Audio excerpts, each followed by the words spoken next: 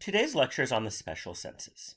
The special senses being sight, hearing, taste, smell, and balance. Touch actually is not a special sense, and it's really actually made up of probably about 12 or 13 different senses put together. So your kindergarten teacher was lying to you. So we are going to explore how the eye is lubricated and protected and identify the extrinsic muscles of the eye. So 70% of all sensory receptors are in your eye. And it has over 1 million nerve fibers. That's a lot of wiring. Now the receptors are in this back right here that got colored in red, and that's your retina. Now there's a bunch of other neurons, bipolar neurons, remember those, also found in your retina.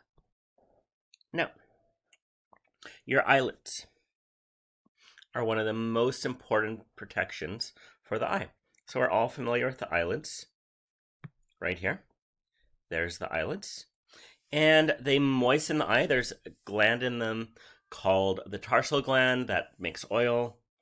And you make mucus that also the eyelids distribute. It blocks foreign objects from flying in your eye. It's very important. Now, the scientific name for eyelid is palpebra. Everybody say it, palpebra. Now, eyelashes, those are these things right here. They trap debris, pollen, and dust. And they're very important for this. Now, your eyebrows, allegedly, so here's your eyebrows, prevent sweat and water from flowing in. Whoever wrote that in the book has not seen how much I sweat when I go for a run, though. Now, the eye is enclosed in a bony orbit. Remember, you have your nasal bones here, you have your zygomatic bone, the maxilla. So you could only see about this front 20%. All the rest of the eye, this 80%, you would not be able to see. It's enclosed in bone. Very important. And if we do cow eyeball dissections, it's enclosed in a bunch of adipose tissue. That's fat. So there's a lot of cushioning for the eye. Now, the eye has to be kept moist, or it dries out. It makes it very bad for oxygen diffusion, and just being a mucous membrane, it's not very good to dry out. So there's 3 different ways that the eye keeps moist. The first is conjunctiva. What does that sound like? Conjunctivitis. Pink eye. So pink eye is an inflammation of this conjunctiva, and it makes mucus. The tarsal glands, they are found in the tarsal plate. That's why they're called tarsal glands. And they produce oil. And then lacrimal fluid is something that cleans the eye. What happened to tears? Where should tears be? Not sure about that. So, the conjunctiva. The conjunctiva actually starts in the eyelid here, and it goes all the way around, covers the anterior surface of the eye, and goes back around. So this is the conjunctiva right there. It goes all the way up. It's covering the surface over the cornea and sclera. And it's a covering that prevents things from getting in. So it's a barrier. It's actually called a mucous membrane because it makes mucus. Very good mucous membrane. So its job makes mucus. It moistens the eye. This allows for oxygen to diffuse. Now it's going over the whites of the eye here. That's called the sclera. And its job is to prevent things from getting in. And again, pink eye is an inflammation of this.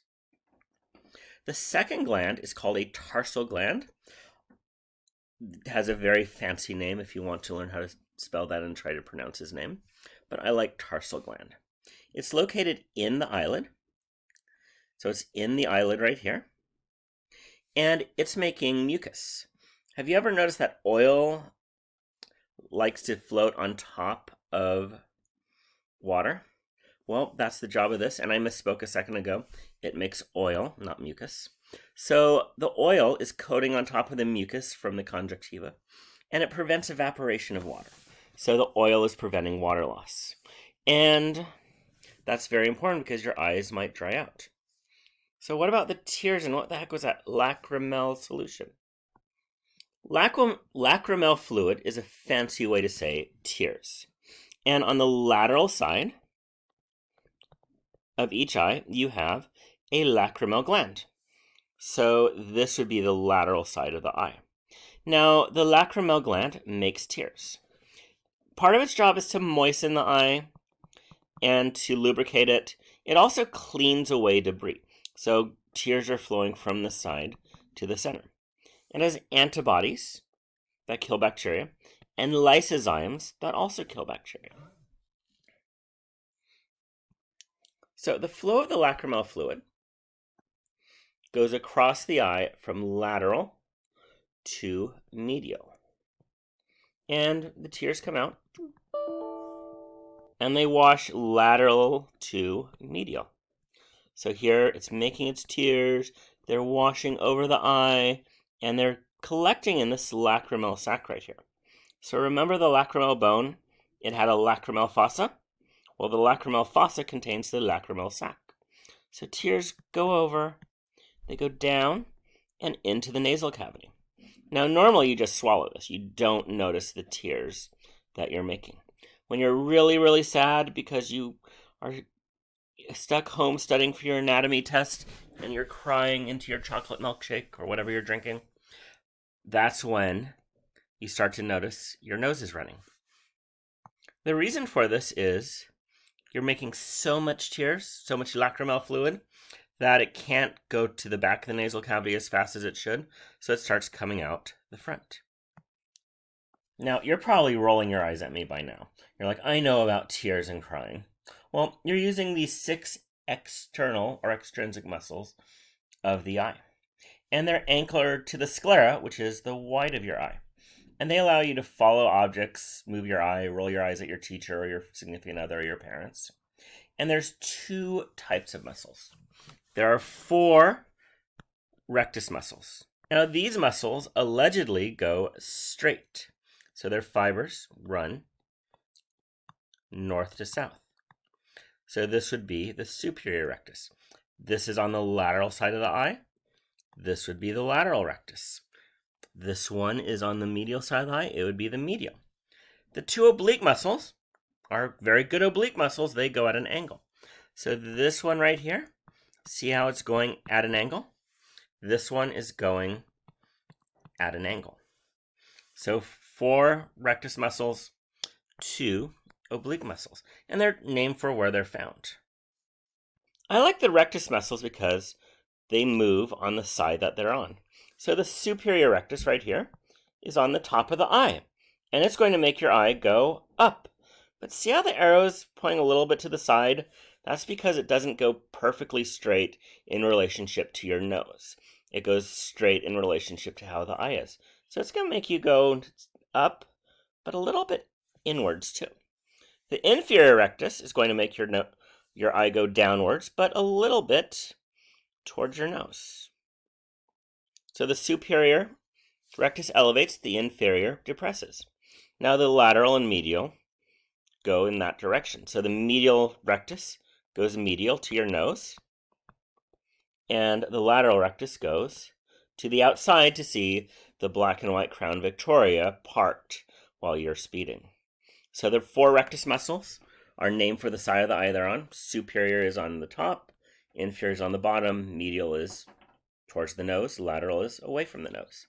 And they move more or less the direction they're on. But due to the angle, they make you look towards your nose as you're going up and down. And you don't want that. So you need these oblique muscles. Let's say you see Superman up here. So there's Superman. Whee! There's Superman flying. There's his cape. And you want to look up. That's the job of the superior rectus. But it's going to try to make you look towards your nose. So the inferior oblique muscle, which is right here, is going to pull the eye back to your zygomatic bone. So you could look up to see Superman flying. Likewise, the inferior rectus muscle is going to try to make you look at the nose. Wow, that's a beautiful nasal conchoidal bone right there. No wonder he's looking at there. So the superior rectus muscle is going to try to counter, our superior oblique muscle is going to try to counteract that, and look at your beautiful zygomatic bone right there. So the oblique muscles make up for this drift in the rectus muscles. The rectus muscles both want you to look to your nose, to your beautiful nose right there. So the superior oblique is going to move your eye down and laterally to counteract the inferior rectus, and the inferior oblique is going to make you go up and towards your nose to counteract the superior rectus. So the oblique muscles counteract the rectus muscle on the opposite side. Got it? Can you explain it to me? It's really confusing. So let's do something easier, because that was confusing. Which is paired wrong? Lacrimal glands produce tears. That is correct. The lateral rectus muscle abducts the eye. So let's see, here's your nose, here's your eye. Oops, that's a horrible nose. So lateral is this side. So yep, that is abduction. You're going outwards. Conjunctiva produces mucus. Yep, it lubricates. Tarsal glands produce mucus. No! It produces oil. So D is the one that's paired wrong. You need to know what all three of these do: the lacrimal gland, the conjunctiva, and the tarsal glands. Which muscle does not move the eye in the direction where it's located? The superior rectus goes up. The lateral rectus, I'm going to draw it on this side. It's going to go that way. Inferior rectus, I can't draw it. It's going to make you go down. So it must be the superior oblique, because that's going to come like this, attach at an angle, and while this inferior rectus is trying to make you go like that, the superior oblique is going to try to make you look back to your nose and down. So it is the superior oblique. The oblique muscles make you look towards your nose and go the opposite direction that they're on.